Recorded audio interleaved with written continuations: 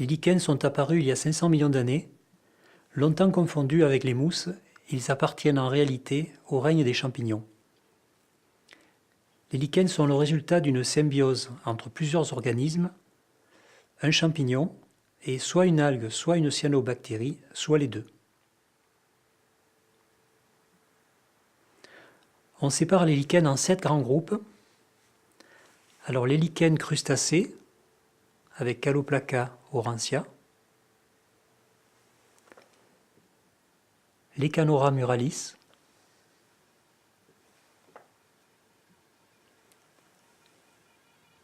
Rhizocarpon geographicum,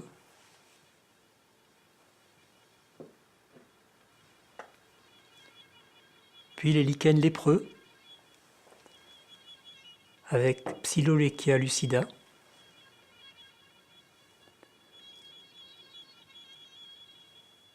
les lichens squamuleux, Squamarina cartilaginea,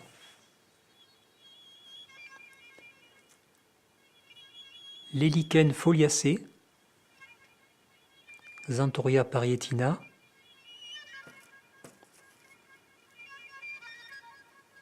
Parmelia sulcata, Lasalia pustulata.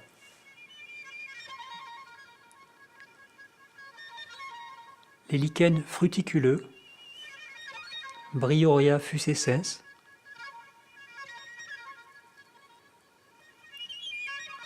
Pseudevernia furfuracea, Ramalina fastigiata.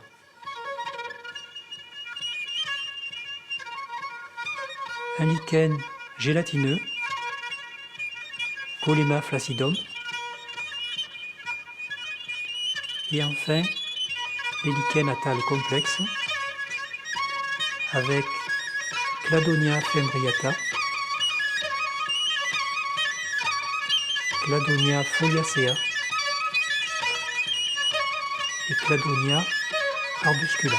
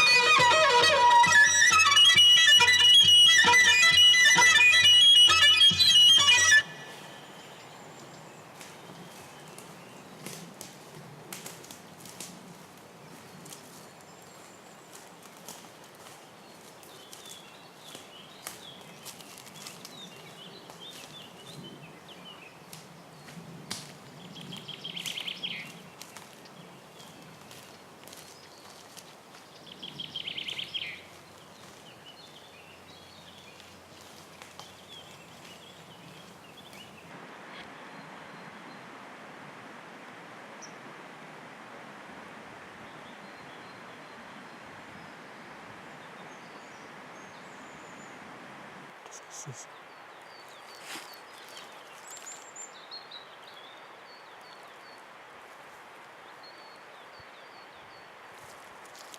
Ça doit être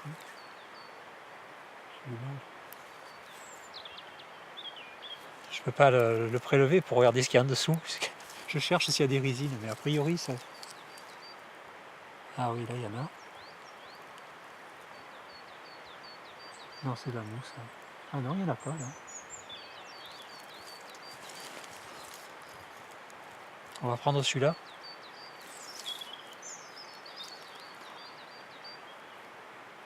Ouais, c'est ça, ça n'est un. C'est le Nephroma paridé, ça n'est un autre. Je mets le doigt.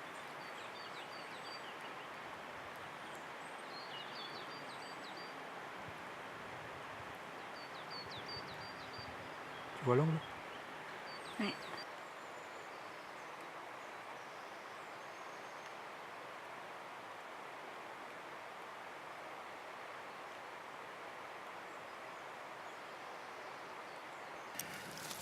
Voilà, là on a un lichen gélatineux. Je vais regarder. Et lui aussi il y a des soralies. Non, ça doit être un Collema flaccidum. Flaccidum, ça veut dire mou. Et on va voir pourquoi. Donc on va l'humidifier, ne serait-ce que pour l'extraire.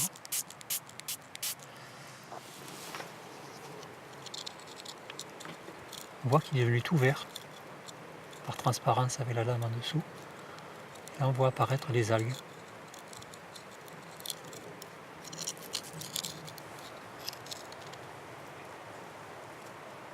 Voilà, on voit bien, par transparence, tout ce qui est vert, ce sont des nostocs, c'est-à-dire des petites algues en chapelet.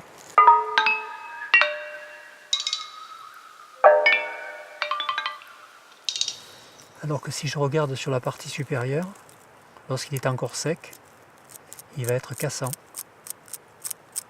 Et en le cassant comme ça, je libère des petits morceaux d'algues et champignons qui vont permettre la reproduction végétative, c'est-à-dire comme du bouturage. Tout ce qui va tomber là va pouvoir refaire d'autres lichens.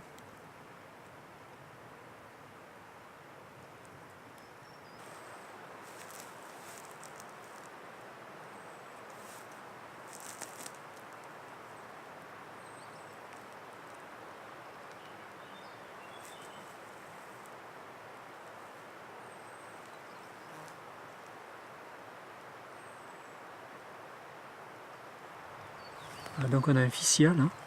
C'est un petit lichen foliacé qui a des soralies en extrémité de lobe. On va faire une petite réaction chimique.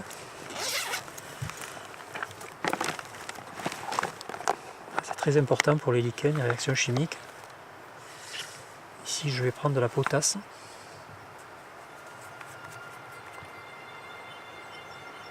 Faire ici. Ça devrait réagir en jaune. En jaune. Alors, des fois c'est difficile à voir parce que comme il y a les algues qui sont juste en dessous, alors on prend un petit bout de sopalin et on récupère la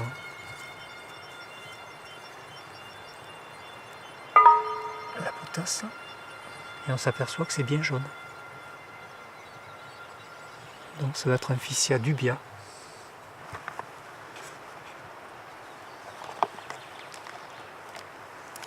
Là il y a une autre espèce qui me paraît intéressante. Bon, là aussi il y a des soralies en extrémité de lobe. Lequel? Sur celui-ci là, c'est un Xanthoria. Alors si c'est un Xanthoria, ben, ça va réagir en pourpre à la potasse.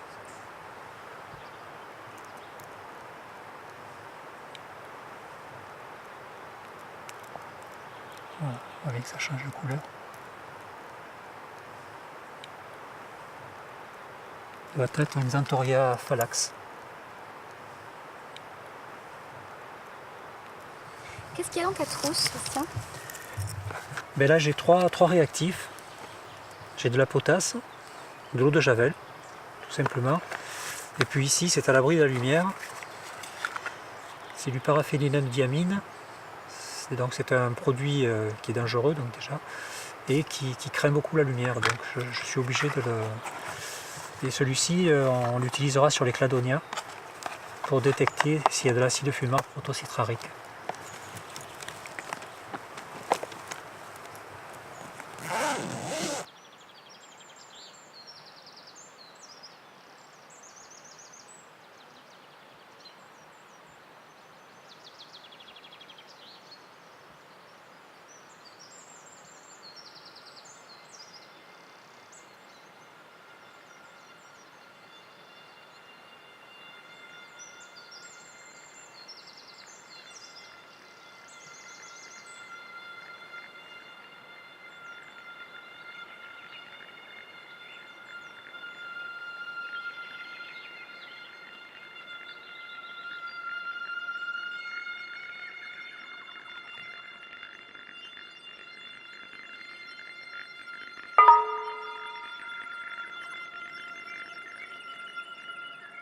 Si par exemple, si je dois analyser cette espèce, la première chose que je vais faire, c'est regarder la texture de la chair. Et là, on va voir de la laine, on va avoir l'impression de voir un petit mouton. Comme ça, on ne s'en rend pas compte. C'est pour ça qu'il faut, disons, faire du lichen sans faire de microscopie, c'est pas possible. Et souvent d'ailleurs, on passe beaucoup plus de temps au microscope que sur le terrain. Lorsqu'on récupère des lichens, on en cueille peut-être 5-6 et puis après on dit on a du boulot pour quelques heures. Là. Ah, c'est beau un lichen, oui. C'est beau, c'est aussi très beau sous la loupe binoculaire lorsqu'on grossit. Surtout les lichens crustacés, c'est magnifique. Il y a vraiment toutes les couleurs, c'est très beau.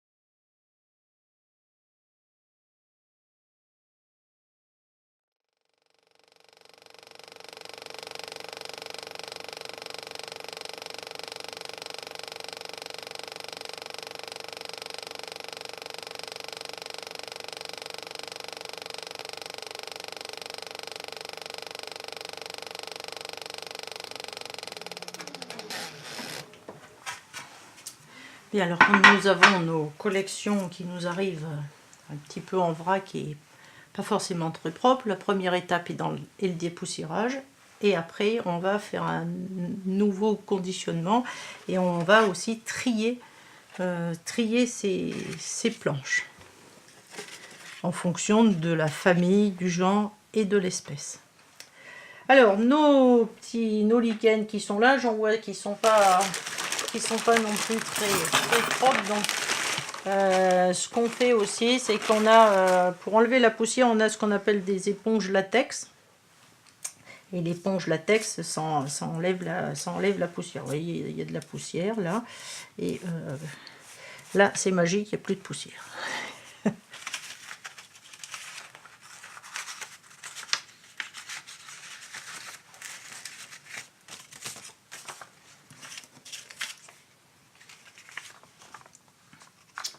Et voilà. Et après, donc, à chacun, on met une étiquette. Donc, en même temps, on vérifie.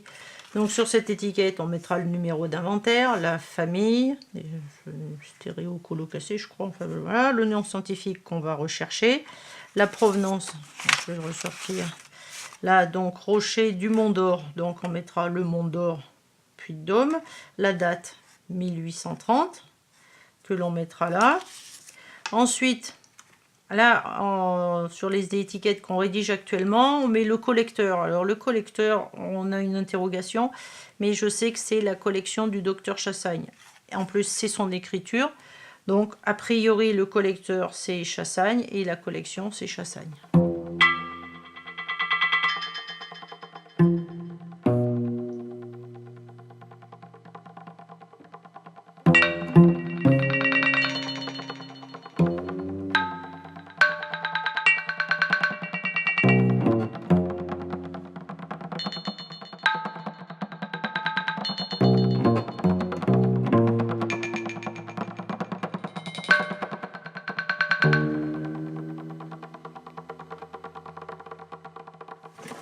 vous avez pris... Donc ça, c'est les excicata. Voilà, c'est un excicata, on en a plusieurs. Ça, c'est un excicata. Celui-là, parce qu'il est joli, vous allez voir, je vous ai gardé le meilleur pour la fin. Au 19e siècle, pour faire de la botanique et a fortiori de la lichénologie, on avait des bouquins écrits en latin. Donc c'était pas très démocratique, on va dire. Voilà, il fallait savoir lire le latin, avoir quelques connaissances. Donc c'était quand même lié à une élite et puis quand même une très bonne élite. Donc les gens ont pensé à faire des livres pour apprendre à déterminer les végétaux, alors les lichens, mais aussi toutes les autres plantes, c'est-à-dire qu'on ne met pas la photo, on colle la plante dedans. Et on dit, voilà, c'est ça, vous avez un exemple typique de cette espèce. Et après, les gens achetaient ça, et ça leur faisait voilà, une flore de référence. C'est ça un excicata.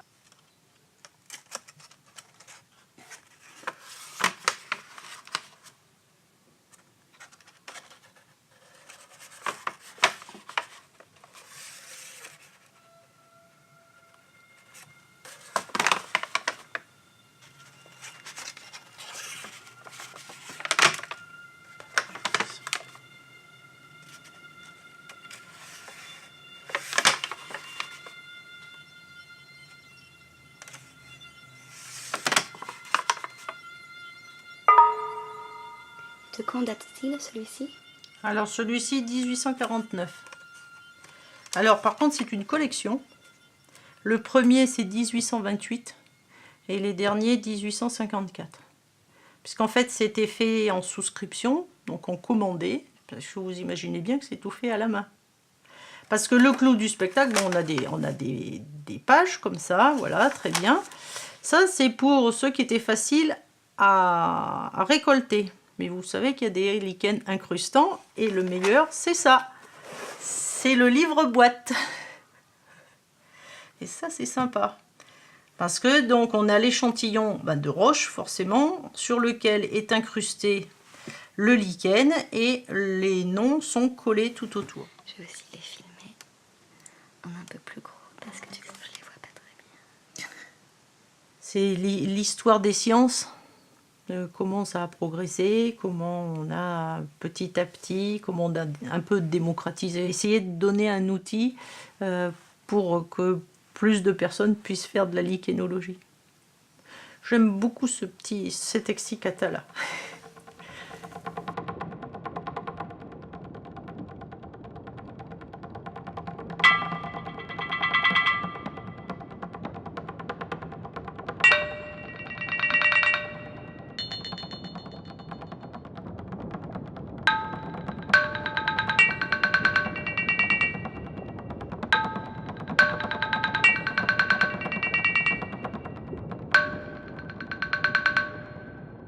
Est-ce que vous pouvez le déplier À nouveau. à nouveau et nous le présenter à la caméra? Oui.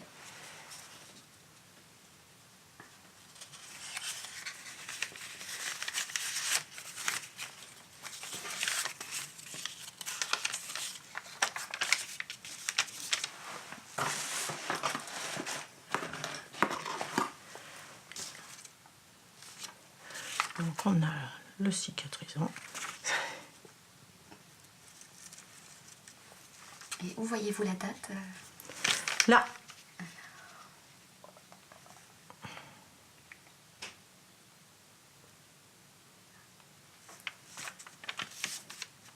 Et qu'est-ce que c'est comme lichen là? Cladonia mitis.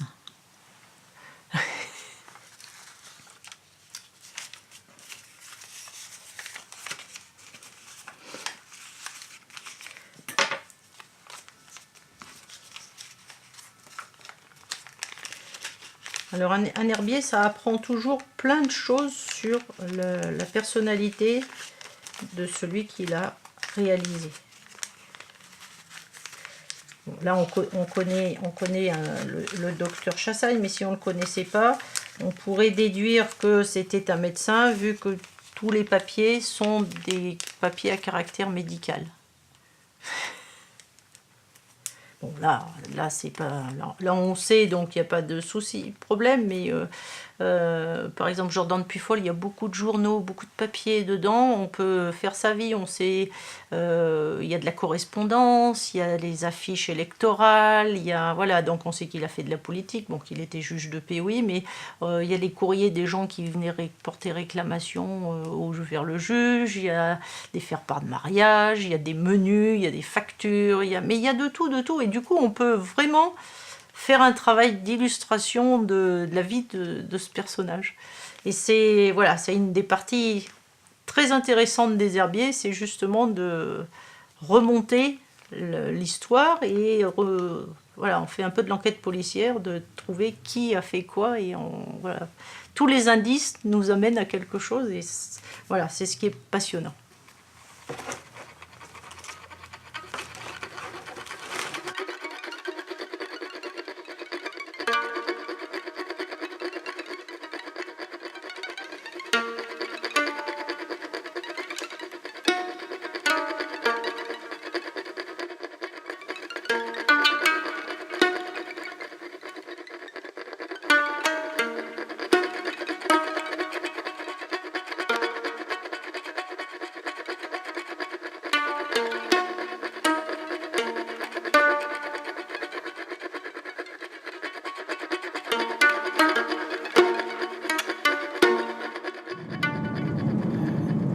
Capitals, people with much and company with much money, they bought land and cut it down, and it's a good money maker for them to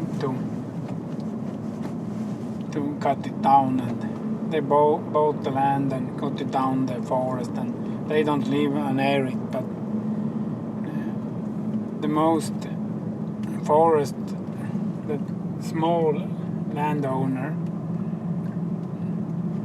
the old man that owned the lands, when they died, the lands sold, and the new buyer don't live near the area that they have bought the forest, so they cut it down. The old man that owned it before, he won't have beautiful place near him, so he don't cut it down. So, but the new money makers, so that don't live with the area that they have bought the land, they cut it down, everything. And you see it's grass coming up on when they cut it down, and the grass will is the first thing growing on the forest area. It won't be lichens. It's not been lichens, it take a long time before it's being lichens on that area. So.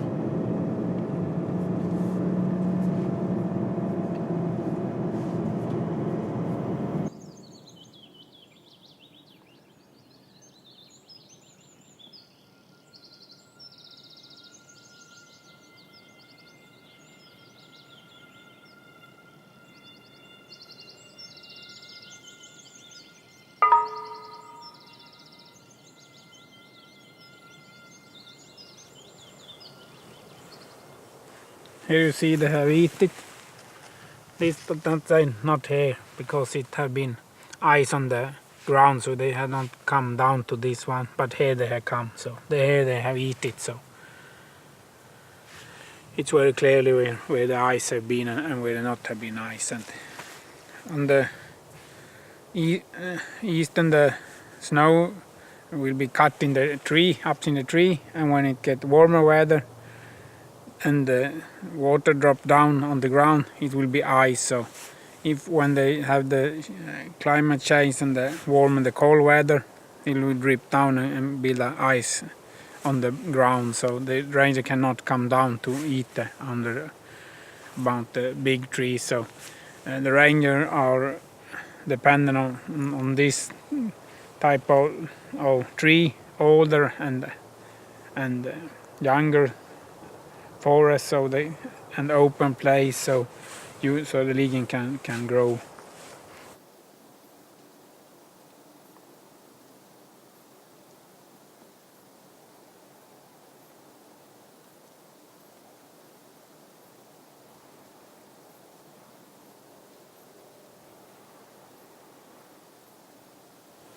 So when you come out and you dig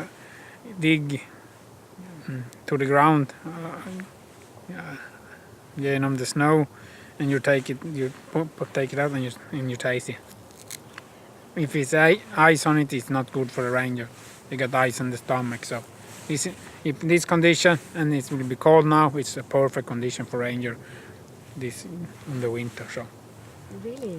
So you can test for the always reindeer? taste it if it's ice. You know if it's ice, you feel it when you put it in your mouth. So you feel it. It's the same for the ranger if it's ice. And I'll show you this one. When you go find in Jokkmokk, there are much more like this one. This is very important food when the snow. And these are so much snow here, and it's hard. The ranger can eat it. But if it's soft snow, they only can eat there. But here they don't. So it's a good reserve food for a ranger. So when the snow gets hard, they can eat it. When it's very stormy, it's go down on the ground and they can eat it. So it's a very tricky nature thing. So it's our reserve food, we call it. So.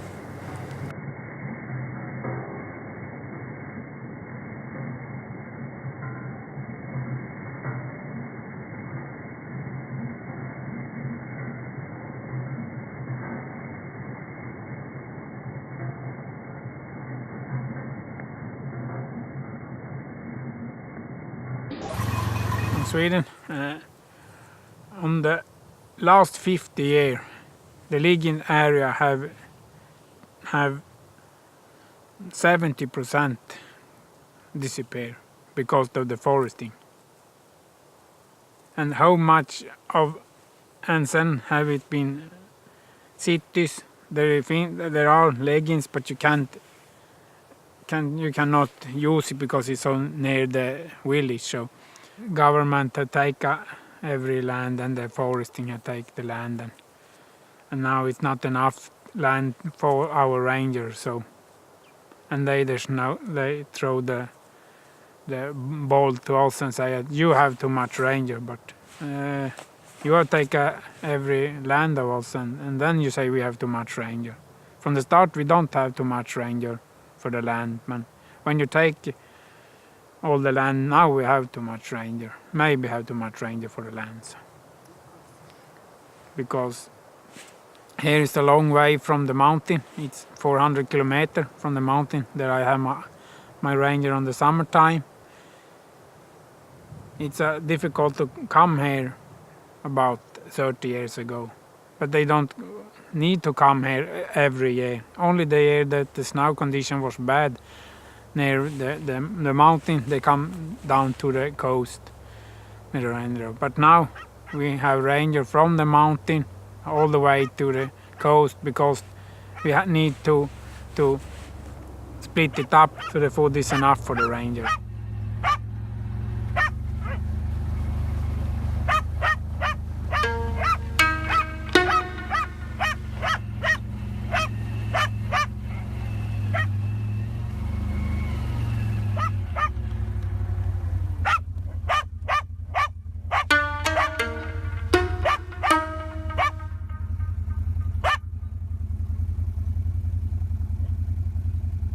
We don't want to buy food from the store to give to the ranger. The ranger herder is and our culture is building to have the ranger go out in the nature and find their own food. Not that we give them every day like a cow or cow. Can't be imagined. You cannot be imagined.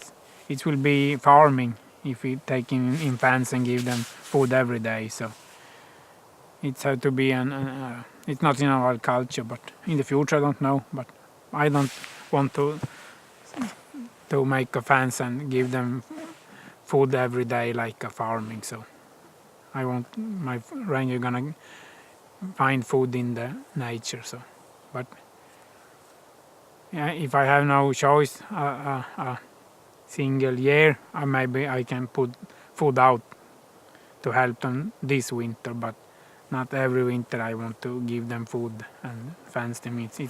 I call it farming. So.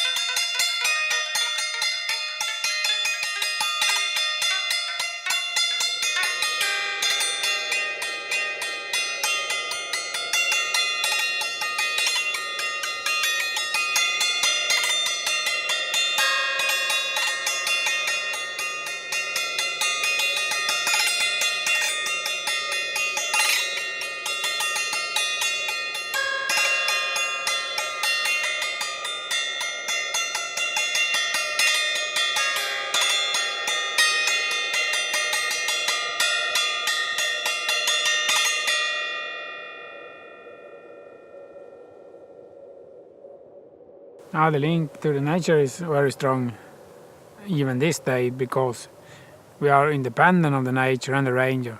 So we need to work with the nature, not against the nature. You cannot work against the nature. So the band is very strong. If you don't live out if you don't sleep out in the nature, you sleep in the house. But because you are independent on the nature, so you have a very strong band to the nature. You ask them if you're gonna hurt them, if you're gonna take a tree. You ask them to, if you're gonna take the tree now, and I'm gonna make some food for myself, and I not take everything. I take but a little bit, so it will be in the next year and next generation, and next generation gonna take wood from the tree to make coffee or food for me, and for they then they come. So I don't cut down the tree and leave it like this.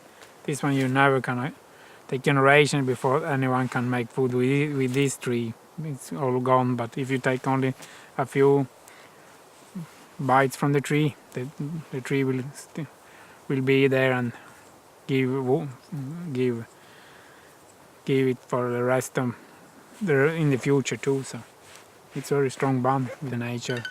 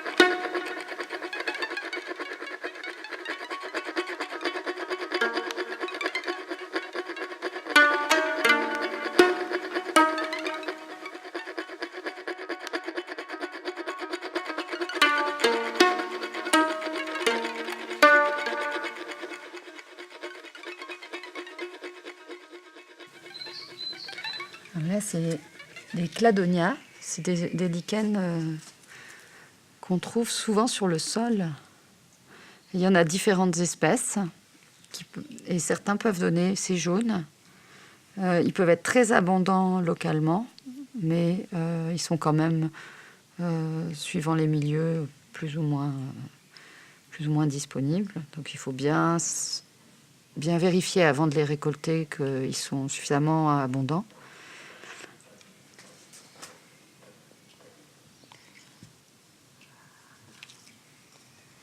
Ça, c'est le résultat obtenu avec Evernia prunastri. Evernia prunastri, qui est aussi un lichen très commun. On peut obtenir une nuance un peu plus foncée également. Donc on a la possibilité d'en récolter beaucoup. Il est vraiment très très facile à trouver et à reconnaître. Il a une face blanche et une face verdâtre qui caractérise vraiment cette espèce. Et du coup, on a de cette façon, on peut l'identifier, parce qu'il y a d'autres espèces qui peuvent lui ressembler un peu, mais il est très commun. Voilà. Ça, cette teinture-là, elle a été faite avec Usnea florida, une usnée. Les usnées, c'est des lichens d'arbres qui tombent comme des barbes un peu. Il y en a aussi de nombreuses espèces. Et celui-là, il a été... on peut aussi localement le trouver de façon très abondante. Et vous voyez que c'est une teinture qui est très intense, quoi, qui est bien riche.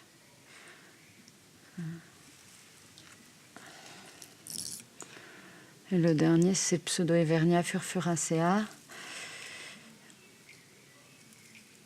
Et on a obtenu cette teinture. Toutes ces teintures ont été obtenues avec des décoctions à chaud.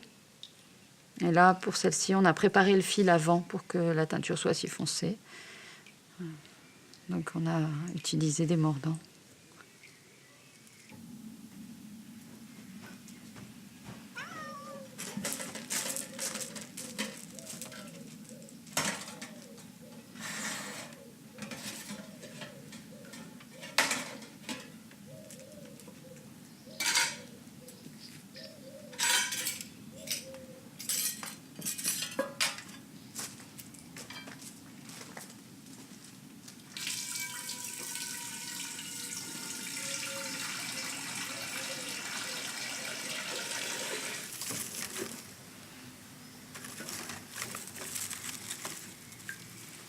En fait, il y a plusieurs sortes de lichens sur ces bouts de bois tombés qu'on a récoltés. Du coup, il faut les trier. C'est pas tous les mêmes. Et je fais avec une seule espèce très commune, Evernia prunestri. Je vais faire le bain de teinture.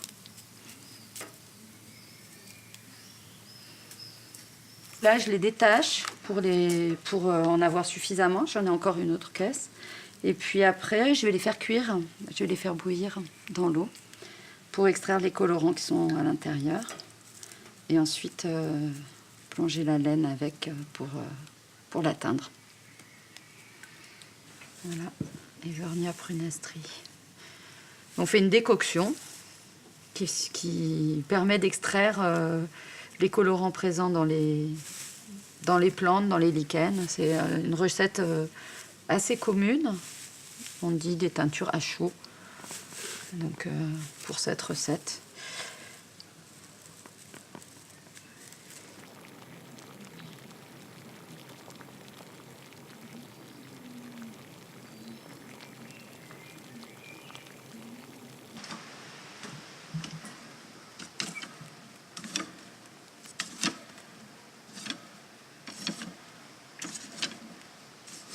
Alors c'est vrai que sur les teintures exclusivement à partir de lichen, on a quelques informations assez anciennes de teinture, vraiment qui permettent vraiment de penser au lichen. Il y a des textes akkadiens, c'est le 3e millénaire avant Jésus-Christ, qui racontent l'usage d'une ressource qu'on a probablement raison d'identifier comme des lichens. Et puis après, c'est dans l'Antiquité qu'on a vraiment des informations sur les lichens pour la teinture, notamment des lichens qui sont dits les lichens à orzeille. C'est les lichens qui vont donner des couleurs pourpres.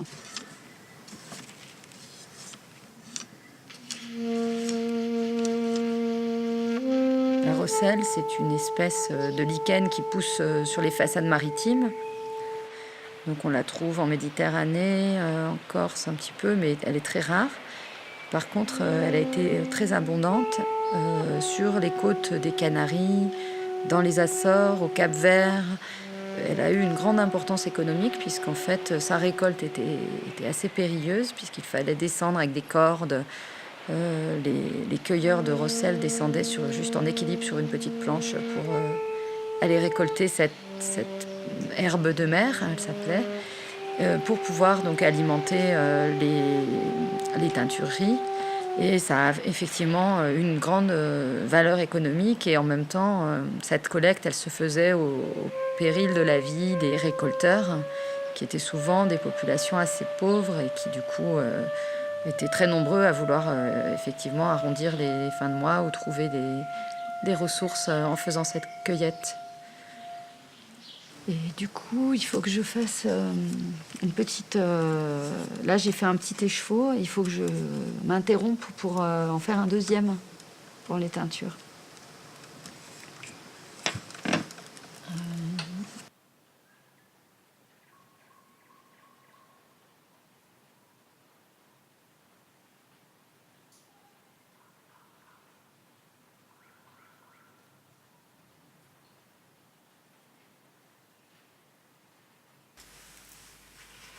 Alors du coup, là j'ai une petite cuve faite avec le lichen Xanthoria parietina, c'est de lichen jaune.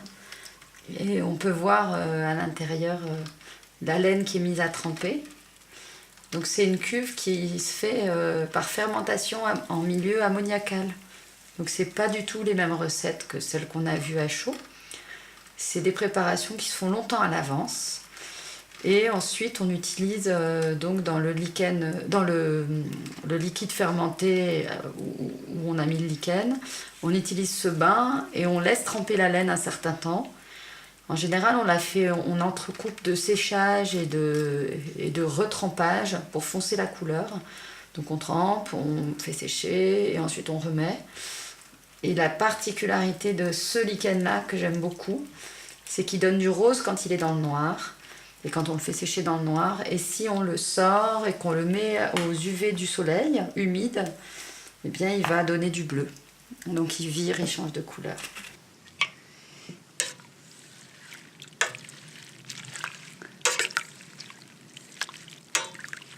Voilà, la couleur elle a bien été extraite. On voit que c'est foncé. Ça donne même envie d'extraire encore une deuxième fois de ce lichen qui est vraiment très chargé en teinture. On va le filtrer pour pouvoir prendre le bain de teinture et mettre la laine.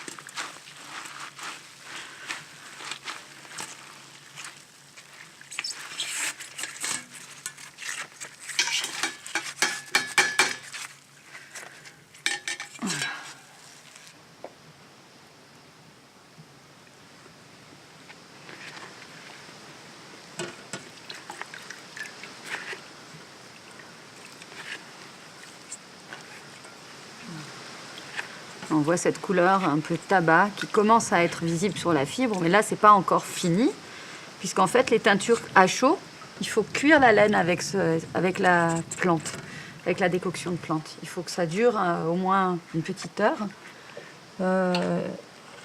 pour que la couleur, elle se fixe sur la fibre. Sinon, elle n'a pas de raison de rester. Elle n'a pas de raison d'être stable.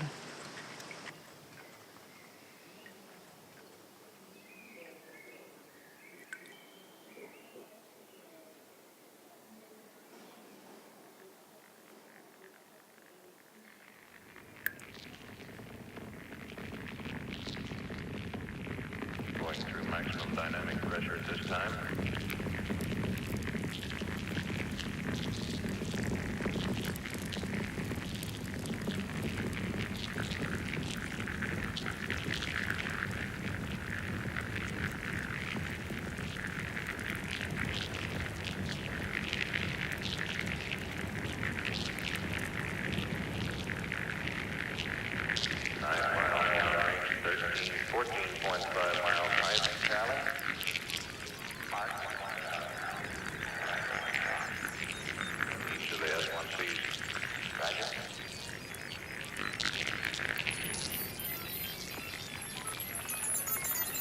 Each of the 5 S1C engines gulping 3 tons of fuel per second. Airport. Roger, airport.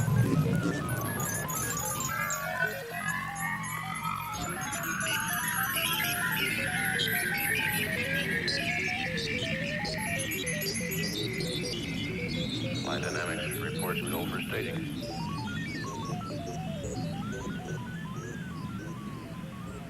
Bon, on a fait des tests dans des laboratoires spéciaux, on a fait des simulations, bien sûr, simulations d'espace, simulations de la planète Mars, et on a voulu voir l'effet de la radiation, l'ultraviolet, de l'atmosphère martienne ou bien aussi du vide.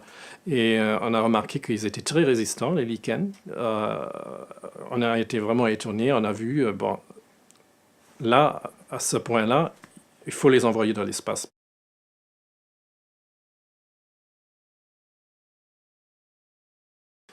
Et là, on a débuté, on a fait l'expérience avec Biomax et on a voulu voir est-ce qu'il y a une possibilité que ces lichens survivent ces conditions et même qu'ils sont actifs sous ces conditions? Parce qu'on a vu aussi dans les simulations qu'ils peuvent faire la photosynthèse sous des conditions martiennes.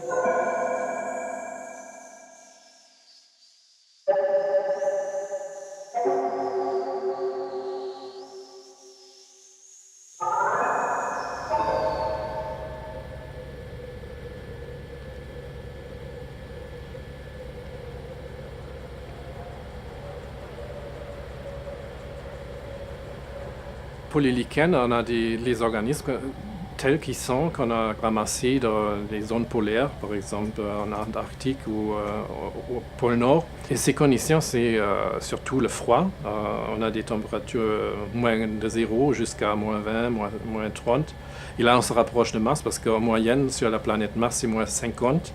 Toute la planète, c'est une planète gelée, à moins 50.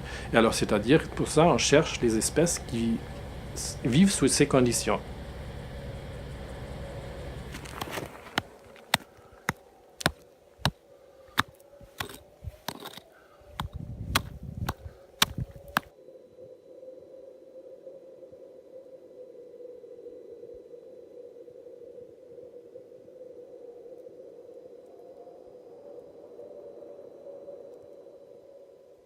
Bon, les conditions de vie dans l'espace, c'est quand même très dangereux pour la vie dans l'ensemble. Si on voit, ça dépend si la vie elle est complexe, par exemple nous, les êtres humains, ou bien les plantes, ils auront des difficultés de survivre dans l'espace. Si on compare ça avec la microbiologie, c'est autre chose, parce que les bactéries ils supportent beaucoup, comme exactement aussi les lichens, et ces conditions, c'est surtout la radiation qui est très dangereuse parce qu'elle détruit l'ADN. Et là, bien sûr, c'est la base de tout, l'ADN, qui a toute l'information de la vie et qui contrôle toute fonction de vie. Et si ça, c'est détruit, on a des problèmes. Et il y a des mutations et puis il y a la dégénération.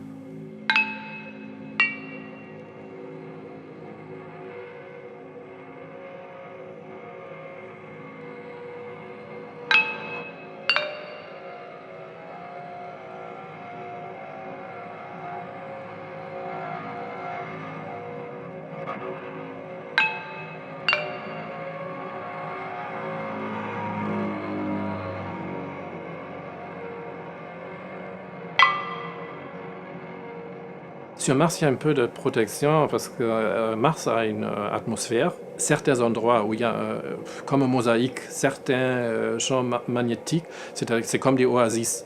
Et là, il faut vraiment chercher ces endroits pour y aller.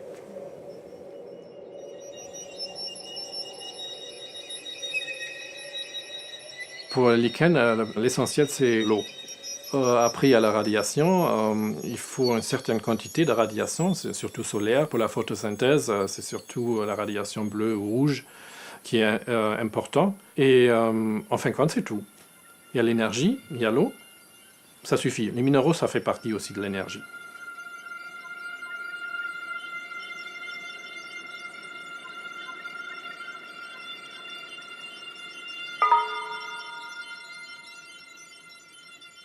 Le lichen n'est pas aussi vieux que d'autres espèces, mais les composants du lichen sont très très vieux.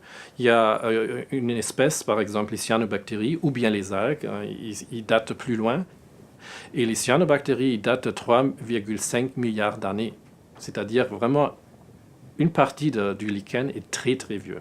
Alors il y a des gènes qui ont survécu à différentes conditions pendant l'évolution de la Terre.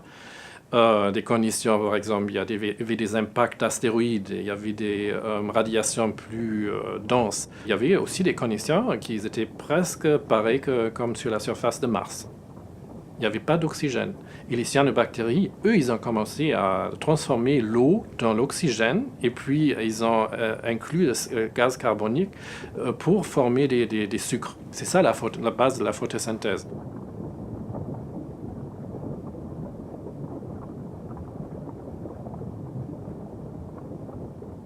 Cette partie des lichens a survécu toutes ces conditions-là. Et puis après, plus tard, il y avait même des champignons qui se sont transformés et qui ont vu qu'ils peuvent profiter de cette espèce parce qu'ils produisent toute l'énergie qu'ils ont besoin. Et alors, ils ont formé un ensemble, une symbiose. Et alors, pour moi, ce n'est pas étonnant que ces lichens ils survivent ces conditions.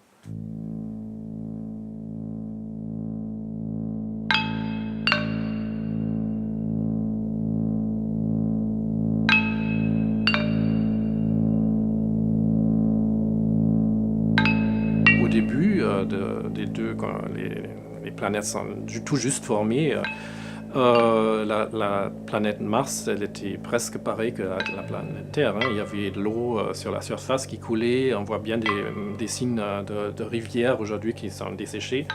Il y avait un océan sur l'hémisphère nord de la planète Mars.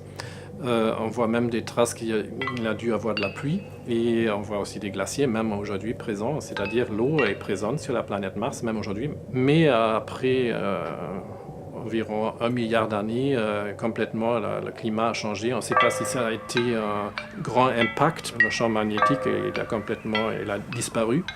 Et avec ça aussi, l'atmosphère a complètement disparu parce qu'il n'y a eu plus de protection et que la radiation elle a érodé l'atmosphère.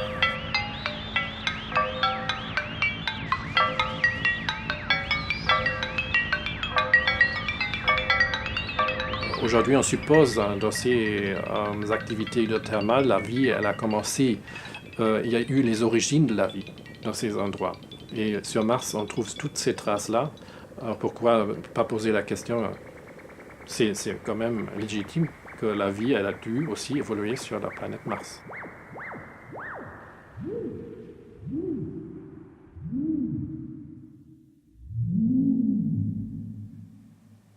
Il y a forte chance que ces lichens-là, ils peuvent survivre à un impact d'astéroïdes sur la Terre et puis jeter de cette planète. Et en fin de compte, les deux espèces qui représentent deux domaines de la vie, les animaux, le champignon il fait normalement partie des animaux. Ça, normalement, on ignore, oui, mais ils ont la même matière, les cellules ont la même matière comme nous, les êtres humains et les animaux. Et l'autre espèce, ça fait partie des plantes, les algues ou bien les cyanobactéries, parce qu'ils font la photosynthèse comme les plantes. C'est-à-dire, si cette espèce-là, elle est par un impact rejetée dans l'espace et elle traverse l'espace, je ne dirais pas interstellaire, mais peut-être dans notre système solaire, elle a de fortes chances, par exemple, sur Mars, de survivre et puis de recommencer l'évolution si les conditions martiennes redeviennent comme les conditions de Terre. Mais ça, alors si, c'est quand même une autre question. Mais il y a forte chance qu'ils survivent ces conditions, qu'ils même ils sont conservés dans l'espace et même peut-être ils traversent interstellaire. Et ça, c'est énorme pour savoir qu'il y a deux représentants de la vie, les plantes et les animaux, qui sont dans cette microbiologie qui peuvent être transférées d'une planète à une autre. Et là, on a fait aussi des expériences assez pour savoir qu'ils survivent aussi à un impact d'astéroïdes. Ça, on a su. Et c'est énorme d'avoir ces idées-là et de dire une évolution qui débute vraiment avec deux domaines de la vie.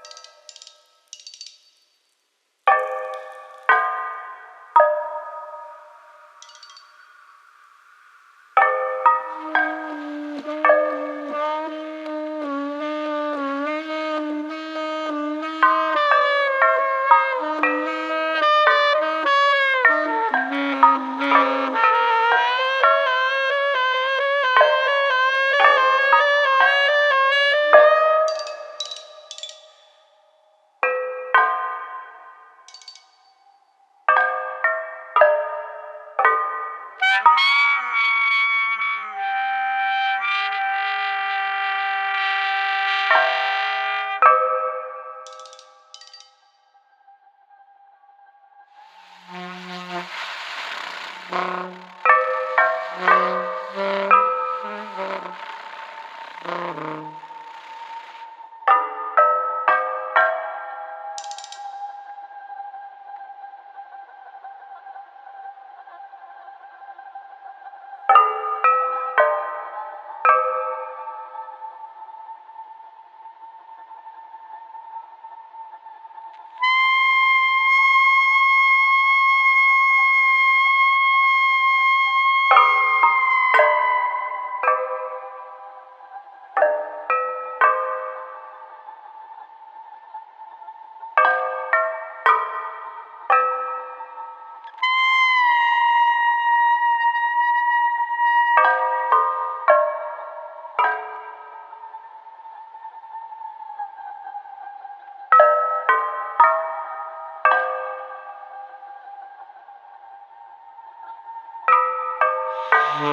you.